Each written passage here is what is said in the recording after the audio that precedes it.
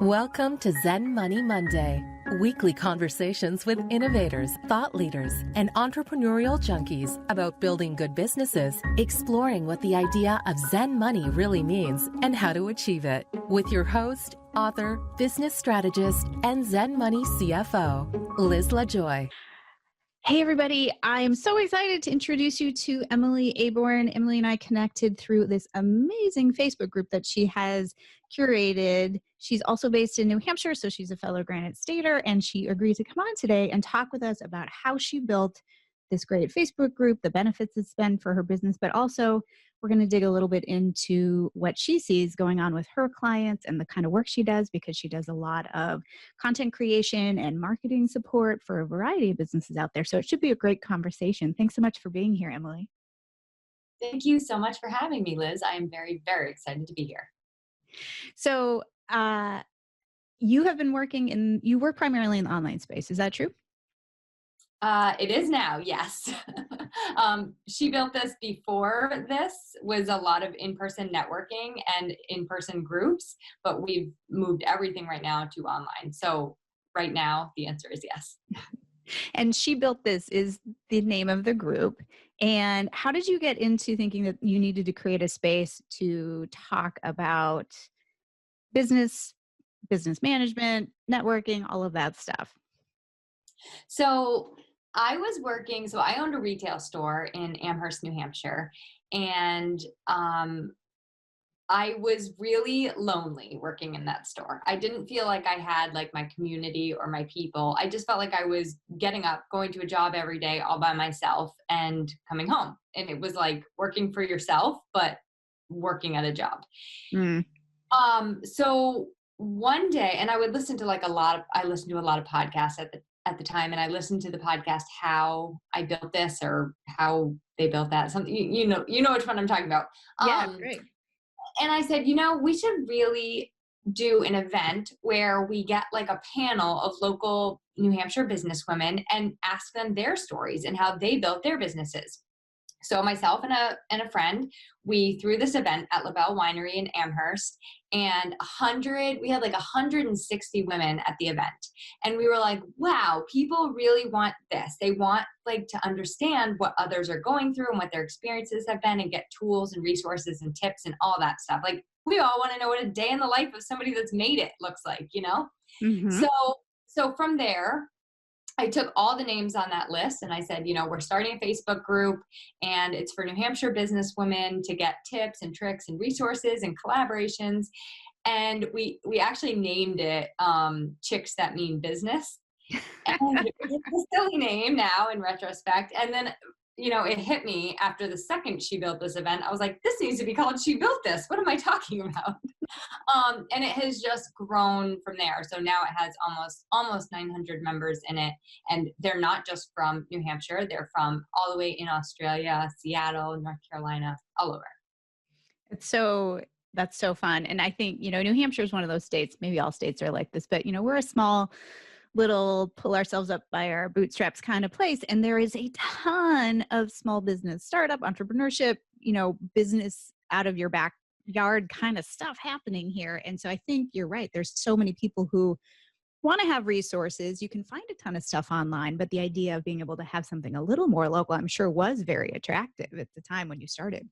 Yeah, to your point, even in the past 5 years or so, I think the landscape has really changed, and now we're seeing so many people that are working for themselves and creating businesses out of almost nothing, and working from their laptops and their cell phones and things like that. So yeah, I think having that space it almost like empowered people more to be able to do those dreams, because now they're saying, well, this person did it and I can learn from them and talk to them and hear how they did it.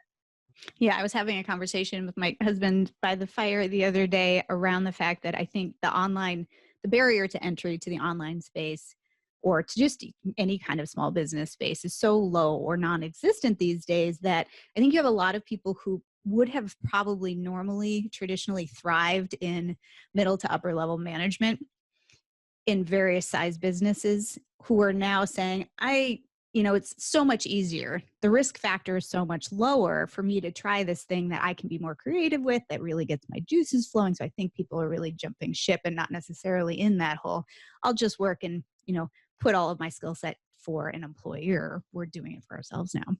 Right. What was the space from the Facebook group standpoint? How strategic do you feel that you've been as you've been growing it? Because you created that in 2000 and I think I started it in 2017. Yeah. okay. And at first, I will be honest with you, I was not strategic at all. I would come up with like if you scrolled way back, you would look and see these, ugly, ugly things that I would just pull off the internet, like quotes and things that had no branding, no nothing. And it was in June of 2019, last year, that I really put a brand together, and I really made things more deliberate. So now when everybody comes in, they get a welcome message, they get instructions as to what to do, they get the rules, so it's not just complete chaos. So now I have been much more deliberate. Like I do a planning session every single Sunday, and every month I have things I want to share with the group, basically like themes and things like that. What I really like about your group, because I think we're all in multiple groups and they're all done a little differently, but what I like about your group is how obviously dedicated to the conversation you are, in that it's always a new question, it's always a new topic, and people are extraordinarily engaged because it's not just I'm going to drop a meme in here and hope that people post something about it. Thank you. Yeah, I really want to make it a comfortable space. I think for anybody that is managing a group, first and foremost, you have to absolutely love those people, right? So you have to start from a place of just, I'm here to help you. I show up because I want you, Liz, to read something and say, oh my gosh, I needed to see that this morning. So that's the place to start, right? And then I think engaging with, I use the term don't post and ghost. You can't just post something and then run away, right? You have to stay with it and interact with it and interact with people and give people these light touches. And I also am in a lot of Facebook groups, and I see a lot of these faux pas, let's call them, where, it is just every day it's the standard Tuesday share or the Wednesday this, or, and it's not that that's wrong. It's just not the way that this one is run. And I think it has people like that, Yeah, I totally, from an operational standpoint, appreciate, having something laid out so that the people involved know what to expect and they know what days it's okay to say certain things and topics and stuff like that. But it can get very repetitive. And I think that's when people don't even necessarily ever leave the group, but they just stop interacting. And if you can keep it fresh, obviously, it's the case of all marketing, keeping it fresh and people engaged. And I definitely think having areas where that is there, I always do a Saturday welcome. I always do a Sunday event thread, having things that people can rely on. I agree with you. Super important, because we all want to know what we're going to be getting. So, but if that's all you're doing, I think, it can start to become kind of stale. How much of your time, because we were talking before in terms of how much this is your full life versus you have all kinds of other work to do too. How much of your time do you end up spending in the group, do you think? I try, and this is not a perfect science, but I try to devote 1 hour to 1.5 hours in the morning, and then 1 to 1.5 hours in the afternoon to check things. I really try to stay off Facebook during the day, and it is during this is I was being really good about it. And then this pandemic, for some reason, brought out the sillies again, because now I get drawn to things much more easily. I'll be oh, I just need to take a 10-minute break, and I go scrolling through things. Bad habit. So that's something I'm working on internally, but I really try to be mindful. When I'm done my coffee and my journaling and things, I sit down for an hour and a half and I focus on group stuff and my own stuff. And then another hour and a half at the end of the day. Mm-hmm. Which is still quite a lot. 3 hours, 2 to 3 hours a day. Yeah. I'm lumping in my any emails, anything I want to work on because I'm running 2 businesses. So anything I want to work on for that business gets done in those times. Yeah. Yeah. It's good time management. But I mean, I think I asked the question because I think it's important for people to understand really what it takes to be the curator of a successful group. And there's two pieces. One, we're getting pushed, and maybe you can speak to this a little more deeply, pushed toward groups in Facebook. They're very much pushing that interaction a lot right now. And so it's sort of this new shiny object for a lot of people, and it does have potential, but it also can be kind of just a rabbit hole that you started. And then if you're not there actively engaging, you're not going to get what you want out of it. And it may actually leave a bad taste in people's mouth. I would really ask yourself what the purpose is for both you and for the people that you want to be in the group. Because I think that's a really valid point. If it's not just time, it can be really overwhelming to run a group. Like, you're managing a lot of personalities, and sometimes you have to be strict and like say things that may be perceived as hurtful, so there's a lot of managing involved. It is like truly managing a little bit of a team. So I would encourage anyone that is looking to start a group. I wouldn't poo-poo it at all. I think it's great, but I would ask you like really what your purpose is for both yourself and for the people you're doing it for. And then secondly, like, what vibe do you want people to feel like in the group? I always liken mine to like a coffee shop vibe. Like, I want people, you know how it is, you go into a coffee shop and like, you just go in to get a cup of coffee, but then you like see so-and-so and so-and-so and so-and-so, and you've had all these conversations. And, sometimes it gets into a little bit more of a deep conversation. Those are sort of like the side tables over there. So that's mine, where people are just sort of like buzzing in and all around. And it's like real high energy. But everybody's going to have a different vibe. So somebody's might be a little more like a backyard party, but that's my encouragement to somebody looking to start a Facebook group. Yeah, I like that visual too, to really think think about what you're trying to create. I think it's really hard not to kind of from a financial standpoint or if we're providing services standpoint, it can be very easy to see this direct line between, well, this will just be, an intro to a funnel, right? A warming up stage. And so many people, in the business coaching space talk about groups that way. And, it's kind of one of those yes and ... conversations, because it can be that. But I think that if you go into it forgetting that you're really trying to create this experience for people, and that's when you can be most successful, it might fall kind of flat. And I would also ask, I guess, if there's another way to that same end goal, maybe it's more that just businesses are just run so very differently that it is so individual to each person, but there may be another way to do it that is not through a group. And a group might be the perfect answer. And then I say, go for it, Just remember that you're the host, and like, you need to show people where the bathroom is, and you need to show people like what they're doing and get everyone oriented. So yeah, yes, exactly. I think that's a really good way to look at it. What do you see from a trend standpoint around the Facebook group world these days? Well, actually, there's a lot of new features. Like, people are doing things with like units. I honestly, I don't know a lot about the changes that Facebook is making, but I do know that they're putting a lot of emphasis on groups. For example, in the Super Bowl, they spent millions of dollars to make Facebook ads about Facebook groups. So it's clear that that's like where they want to push people. So I'm imagining that that's going to involve some sort of like, you're going to be able to do ads in groups and market and things like that. There are some really good, like, you can, if you're an instructor, especially, or you're doing like a learning situation, there's ways to create like courses and modules within the group that people have to complete. So that's one really neat feature that I definitely haven't used, but I haven't seen a reason to yet. But I know for some people, it's just like perfect, like coaches and teachers and instructors. Mm-hmm. Yeah, I think especially if people are spending a lot of time in the Facebook space and don't necessarily want to spend on a whole nother learning platform like Thinkific or something like that, if there's an opportunity that might fit the bill. Yeah. I think a lot of people like to have a separation of church and state and some of that stuff from a technology standpoint. But, I think it's definitely important if you're going to be spending time on any kind of social media platform to understand what your options are and then be able to decide whether they're a good fit for you or not.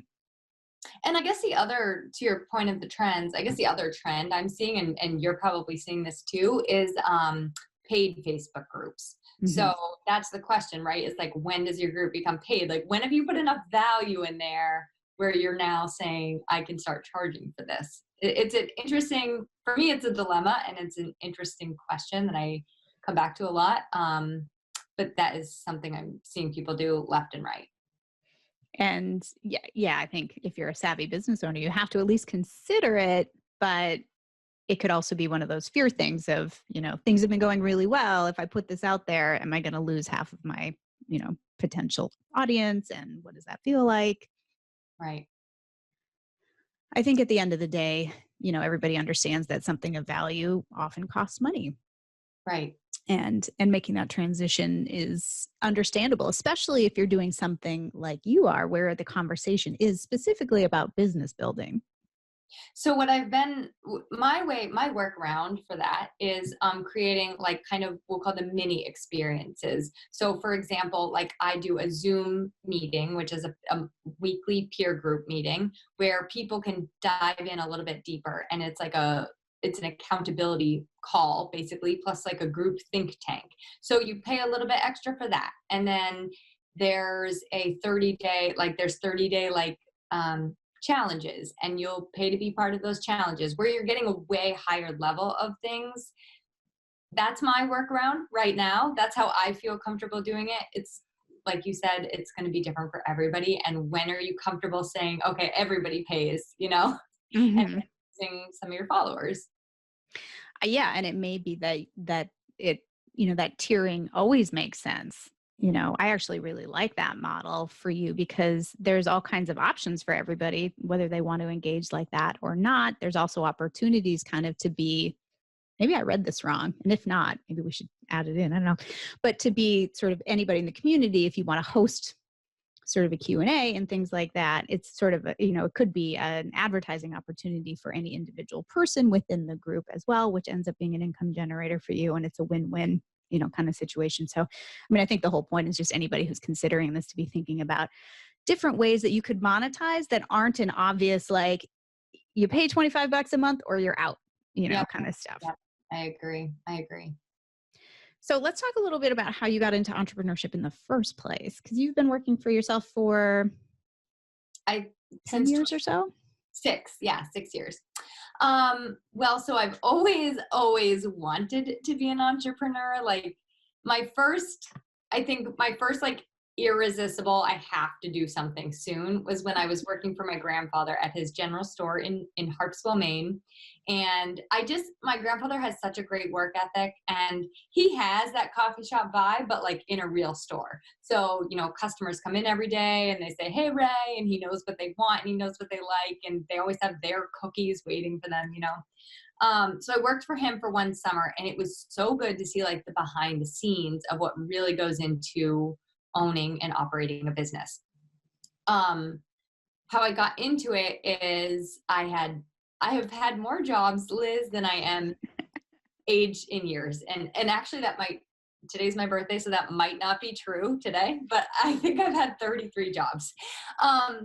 So I just had a really, really hard time like working for somebody else, because I had all of these ideas and I wanted to like brand and create and do things, and it was their business, right? So Mm. in 2014, my husband and I actually we opened a mattress store. And I know it sounds really random, but I had worked at one in North Carolina, and I saw their business model, and it was like a really solid business model. You don't have to carry a lot of inventory. It's all custom. So I saw like all their numbers and stuff, and I was like, we're doing this. Was So it a franchise? no, we just started it for ourselves. So we opened a mattress store that sold like non-toxic, chemical-free sleep products. And it was great. And it was like years 1 through 5 of a business. Like it gives you all that you need to know, nuts and bolts about running a business. But I was like, this isn't the kind of business I want to be running. Like, I don't want to go to a retail store every day and, Sell mattresses. It wasn't feeling super fun. Yeah, I can see that. yeah. So that's sort of how I pivoted into finding my community and like Mhm. really finding people that said, you can do this. And I started this business as a virtual assistant, and it was like, all right, so remember everything you didn't like to do at the mattress store? Now you're doing that for 10 other people. So then I really like very quickly in the past, like in the first 6 months of my business, I pivoted into strictly content writing and marketing. Nice. And there's such a need for that. There's so many people who feel the way you feel about VA work, about content writing and creation. Maybe have these spikes of creativity, but then there's too much stuff going on. And so being able to provide that for people, I think is really important. Yeah, thank you. I absolutely love it. It's like my favorite thing ever. How many people can you work with at a time? Well, I've had as many, I think when I was drowning, I think I had 15 people. But I try to keep it to like 10 to 12 people. And everybody has a different size, package project. It's kind of like all over the board when it comes to that. So it's just when you're task switching from one person to another, Mm-hmm. you lose a little bit. So that's why I try to keep it like in that 10 to 12 number. Of course, that makes sense. Do you envision opportunities for growing that business? You know what? At this moment right now, I cannot say for sure what I would like to do. I would love to hire someone out eventually. I don't have all of the social media like know-how. Mm, So that's not something like I don't teach people that. I don't coach people on that. It's part of my work, but that's the piece I would need to hire out. mhm, mhm. Yeah, there's always ways to figure it out. Well, it's an uncomfortable question. Thank you for answering it. I asked it because I think a lot of us struggle with, if we're selling our services, and you're a solo person, you can get to a certain level of income and a certain level of workload. And then you either tap out and say, this is good, I'm just going to hang here, or you mix it up or you try to figure out how to scale. And it can be really hard to make that leap. Yeah. I know that this year, like, because I think about this a lot, right? I'm like, what's next? Like, that's my constant question is, what's next? But this year, I have really made a commitment. Like, my word is cultivate. And I want to take the things that I've planted. Like, I've planted a lot of seeds and I've done a lot of things in the past 6 years. And I want to start cultivating that both in myself and like what feels good to me. And also just really pouring into my clients, really pouring into She Built This, because that's a lot right there. Like if I'm adding more stuff than that's overdoing things. So Oh, I can't agree with that more. So often I see, because, I get to see the back end of people's businesses in a slightly different way than you do, but similarly, where people are often distracted by shiny object stuff and, the seeds are planted and then we walk away from it. They're just like the little green leaves are just starting to come up and then we get distracted by something else. And, I think really being able to drill down and say, what is our bigger plan here? How can we be really strategic about this and not say, hey, I created this great, Facebook group that people absolutely love and there's so much stuff going on there, but I'm going to completely shift gears and do something totally different, which, I think is common in the entrepreneurial mindset of, we get distracted easily. So, as somebody who has shifted gears quite often, what have you learned about that and staying on track? that's a great question. Can you ask it in a different way to help my brain a little bit? I was thinking in terms of, if you're focusing on cultivation, is it hard? Is that a hurdle for you mentally when part of your brain wants to just sort of get excited about new things? So I've been a lot better about when something new pops up, either someone asking me or it's just like a new idea. I have to wait. I have to say, Emily, you need to wait. And I did it a couple weeks ago. I was so excited because everyone was getting all these like pandemic epiphanies, and they're like, I know what to do. I know the change I'm going to make. And I'm getting all this magic from the sky. And I was like, why isn't that happening to me? And it finally did. I got this idea and I was going to do it. Like I was going to do it that day, and I told a friend and she said, why don't you just sit with it for a little bit, and, I'm thinking a little bit like an hour. And in an hour, I was like, all right, still there and I'm ready to do it. She's like, no, like you need to sleep on this, journal on it, sit on it. Completely shifted. And just, if I had done it, I would have been right now running about 6 mini Facebook groups that I would have been, completely distracted by. So yeah, my answer to you is to wait and to write those shiny objects down in your notebook and then come back to them and say, all right, which of them are for me? And when people ask you to do things, you do not need to say yes. You don't need to say yes right then. You can think about it and sit with it and ask questions about the thing that you're going to be participating in. Lots and lots of questions. Yeah, I think that's it in a nutshell. Because I think we all have that. You have those moments in the shower or you're just waking up or something and you're like, this is so exciting. And, if you're an action-oriented person, then the first thing you want to do is put, boots to the road and get going with it. And sometimes it can lead you down a path that you're like, wow, I spent a lot of energy on that thing that did not push me ahead in any way, shape, or form. Yeah. Yeah. Awesome. All right. The wind is picking up here. Hopefully we don't lose ourselves. What town do you live in? We're in Conway. Oh, okay. So we're up in the White Mountains. Emily is down south. And so even though we're a small state, we're quite far away. But that's all good. So if you were going to give some suggestions or advice to somebody in what you have learned in entrepreneurship and small business ownership, what would be one takeaway? I would say if you're dreaming of something, you should do it. Okay. I would also never encourage somebody to jump without a safety net. When we started the mattress business, we did things with through the SBA, and we got a loan for a substantial amount of money, and we worked our butts off for 5 years paying off that loan. When we transitioned into the next business, I was prepared to go back and get a full-time job somewhere. But the way that things happened with the store, I had a little bit of a cushion. And if I had not had that, I would not have just jumped into another business until I was ready to do so. And I think that's something, I've made a lot of financial mistakes in my younger years. So I always encourage people, do not jump into something without a safety net, because that's when you're living paycheck to paycheck, or not paycheck to paycheck, because you're not even paying yourself out of your business. So yeah. Yeah, I think that's really good advice. Do you feel, that kind of leveraging debt, or not necessarily recognizing what that would mean to take on debt like that? Do you think that that's sort of the biggest learning that you've had, or what else has kind of been an aha moment for you in business building? I think your relationships that you're building with people. Okay, this is probably one of my biggest and most favorite things. When you go to a networking event, it is not you can't visualize it as something where you're just going to hand out a whole bunch of business cards. It's about building relationships. And I don't think it was really until I built that community of people that I understood that, wow, this is what business is all about. It's really about the people that I'm surrounding with and how we're interacting with each other.